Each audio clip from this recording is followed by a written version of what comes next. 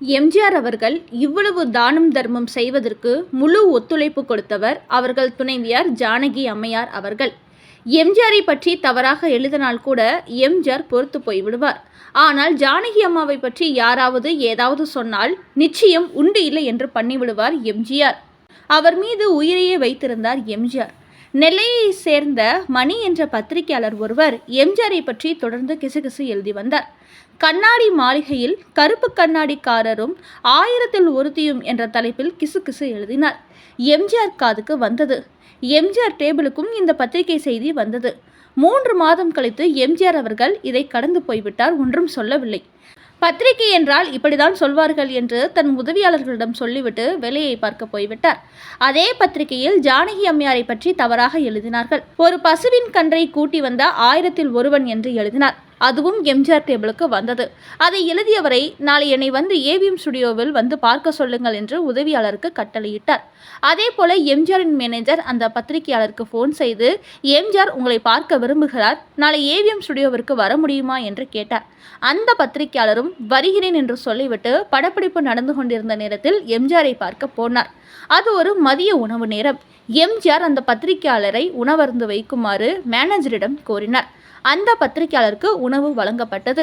எம்ஜிஆர் தன்னுடைய போர்ஷன் முடித்துக்கொண்டு அவர் அருகில் வந்து நேராக அமர்ந்தார். என்னை பற்றி தவறாக பத்திரிகையில் எழுதி கொண்டிருக்கிறீர்களே, அது என்ன சந்தோஷம் என்று கேட்டார். நான் உண்மையை தானே எழுதுகிறேன், சிலருக்கு வருத்தமாக இருக்கலாம், அதற்கு பத்திரிகையாளராக நான் ஒன்றும் செய்ய முடியாது என்று கூறினார் தெனாவட்டாக. ஜானகி அம்மையார் பற்றி தவறாக எழுதியிருக்கிறீர்களே என்று எம்ஜிஆர் கேட்டார். அதுவும் உண்மைதானே என்றார். உடனே கொதித்தெழுந்த எம்ஜிஆர் அந்த பத்திரிகையாளர் முகத்தில் பலார் பலார் என்று அறைவிட்டார். கதை கலங்கி போனார் அந்த பத்திரிகையாளர். இதையும் போய் எழுது, உன்னால் என்ன செய்ய முடியுமோ செய், அவனை கட்டி போடுங்கள் என்று சேரோடு சேராக சேர்த்து கட்டி போட வைத்தார்.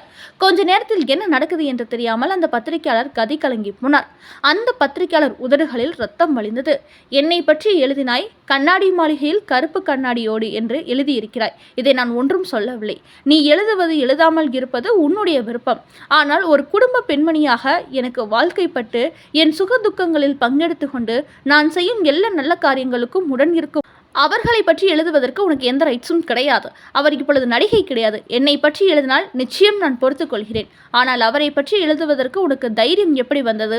இப்படி செய்தால் நிச்சயம் இதைவிட மிகப்பெரிய பிரச்சனையை சந்திப்பாய் என்று சொல்லி கட்டுகளை அவிழ்த்து அனுப்பிவிட்டார்.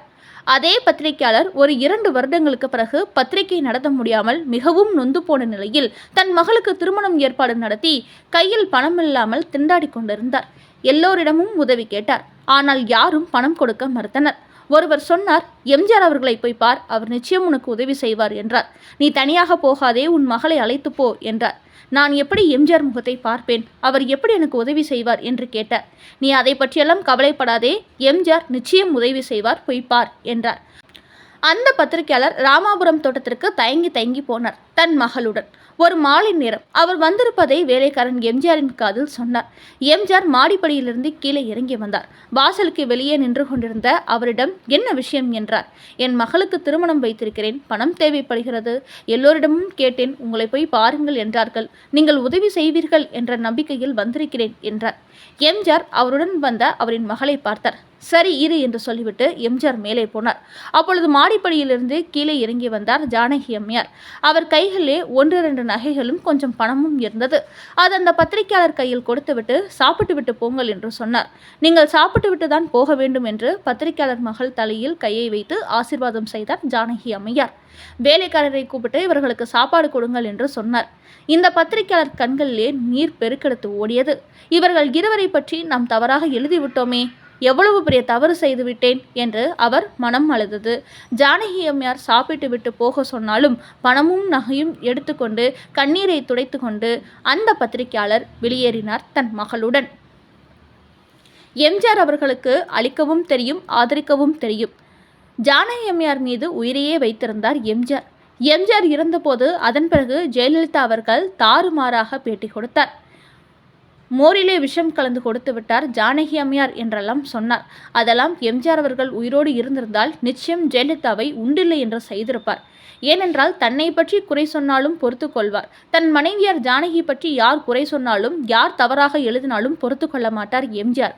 அதே போல மதுரை மீட்ட சுந்தரபாண்டியன் படப்பிடிப்பு மைசூரில் நடந்து முடிந்து எம்ஜிஆரும் ஜானகி அம்மையாரும் நடிகை லதாவும் காரில் வந்து கொண்டிருந்தார்கள்.